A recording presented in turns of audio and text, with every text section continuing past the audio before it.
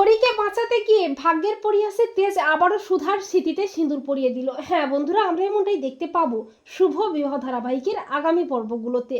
সুধা ও প্রীতম তরিকে নিয়ে জগদ্ধাত্রী মন্দিরে আসে পুজো দিতে। আর তরি ঠাকুরের কাছে প্রার্থনা করে যে ঠাকুর যেন হিরো আঙ্কেলকে তার বাবা করে দেয়। এরপর জ্যোৎস্নাও সেই মন্দিরে আসে, আর সেই মন্দিরে এসে সুধার মুখোমুখি হয় জ্যোৎস্না। আর তেজও জ্যোৎস্নাকে খুঁজতে খুঁজতে সেই মন্দিরে চলে আসে। জ্যোৎস্না বলে, ভাই আমি বলেছিলাম না সুধা বেঁচে আছে, দেখ সুধা ফিরে এসেছে। তেজ বলে, উনি সুধা নন, উনি রুক্মিণী। এরই মধ্যে তরিকে কোথাও খুঁজে পায় না সুধা।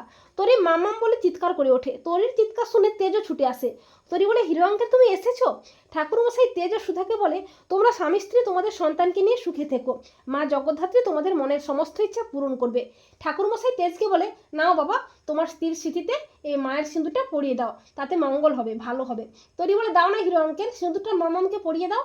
ঠাকুরমশাইয়ের কথায় তেজ আবার ঠাকুরের সামনে সুধার স্মৃতিতে সিঁদুর পরিয়ে দেয়। তো বন্ধুরা, তোমরাও এটাই চাও তো যে তরিকে বাঁচাতে গিয়ে যেন ভাগ্যের পরিহাসে তেজ সুধা আবারও কাছাকাছি আসে? কমেন্ট করে এক্ষুনি জানিয়ে দাও তোমাদের মতামতটি।